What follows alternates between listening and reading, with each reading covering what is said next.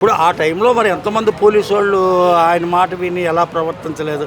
రఘురామరాజు గారిని దేశద్రోహం సార్, దేశద్రోహం ఏంటో నాకు అర్థం కావట్లేదు. రాజద్రోహం అంటే ఏంటో నాకు అర్థం కావట్లేదు. ఆయన ఏమన్నా గవర్నమెంట్ పడగొట్టారా? అంటే ఇప్పుడు ఆయన హత్యా ప్రయత్నం చేశారా? ఇప్పుడు ఆర్జీవి గారు అలాంటివి చేసేవారు. అప్పట్లో రఘురామకృష్ణరాజు గారు కూడా అటువంటి పోస్టులు అవి పెట్టేవారు, అటువంటి మాటలే మాట్లాడేవారు అని చెప్పేసి ఆయన్ని అప్పుడు యాక్షన్ తీసుకున్నారని అనేవారు కదా సార్. రఘురామకృష్ణ గారు వారు ఎంపీ, వైసీపీలో వాడు పార్టీ నుంచి వచ్చిన వారు ఎంపీ.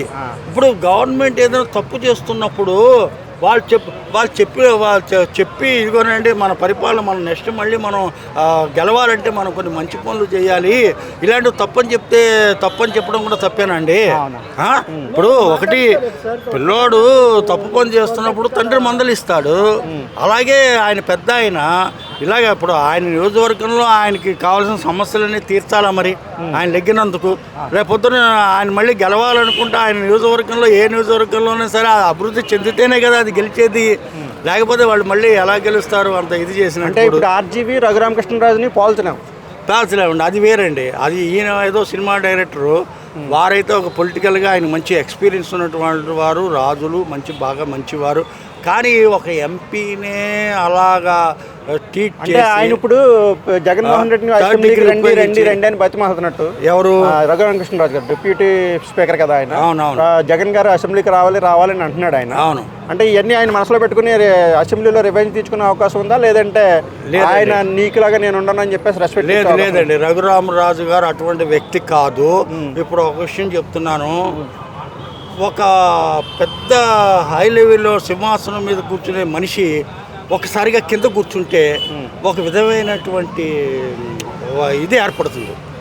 ఎలాగంటే ఇప్పుడు రఘురామకృష్ణ గారేమో పైన కూర్చుంటారు, జగన్మోహన్ రెడ్డి గారు కింద కూర్చుంటారు.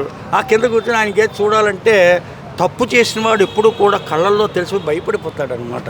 అయ్యి బాబు మనం ఇంత హింస పెట్టాము, ఇంత చేసాము, మళ్ళీ ఇప్పుడు వచ్చి ఎలా చూడాలి మొహం అని చెప్పి ఒక విధమైనటువంటి ఫీలింగ్ వచ్చేస్తుంది అనమాట. ఆ ఉద్దేశంతో. అది సరే, అంటే ఈ రఘురామకృష్ణరాజు గారు కక్ష సాధింపు ఉంటుంది అంటున్నారా? ఉండదంటున్నారు. రఘురామరాజు గారికి కక్ష సాధింపు అన్నది లేదండి. కారణం ఏంటంటే వాళ్ళు రాజులు కాబట్టి అటువంటి కక్ష సాధింపు చర్య చేస్తారు. చంద్రబాబు నాయుడు గారు కూడా ఏం లేదు, వారు కూడా ఒకటే మాట చెప్పారు, మనం ఏది చేసినా చట్ట ప్రకారం చేయాలని చెప్పి.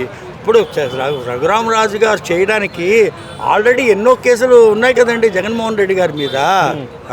ఇప్పుడు ఆ వంశీ ఎన్ని మాటలు మాట్లాడండి, సైకోగాడు చంద్రబాబు నాయుడు, వాడు ఏది మన లోకేష్ నేను చంద్రబాబు నాయుడు బట్టి సైకోగాడు అని మాట్లాడారు, ఇది మాట్లాడారు, ఆ రోజా గారు మాట్లాడారు, ఆ నాని గారు, వీళ్ళందరూ ఎన్నో రకాలైనటువంటి కామెంట్ చేసి మాట్లాడి ఒక 14 సంవత్సరాలు సీఎంగా చేసినటువంటి వ్యక్తిని అలా మాట్లాడడం అన్నది కరెక్ట్ కాదు. పోనీ ఆయన మాట్లాడినా కానీ వాళ్ళ ఫ్యామిలీ గురించి, భువనేశ్వర్ గారి గురించి, వాళ్ళ గురించి మాట్లాడడం అంతకంటే చాలా తప్పైనటువంటి విశేషము. చంద్రబాబు నాయుడు గారి యొక్క నిజంగా వారి యొక్క ఇది చేసుకోవాలంటే చాలా మంచితనంగా ఉంది.